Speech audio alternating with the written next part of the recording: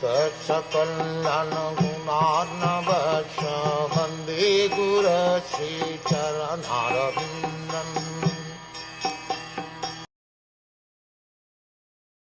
He, Dronakarya, is certainly still existing, being represented by his son. His wife Kripi did not undergo a sati with him because she had a son. The wife of Dronakarya, Kripi, is the sister of Kripakarya. A devoted wife, who is according to revealed scripture the better half of her husband, is justified in embracing voluntary death along with her husband if she is without issue. But in the case of the wife of Dronakarya, she did not undergo such a trial because she had her son, the representative of her husband. A widow is a widow only in name if there is a son of her husband existing.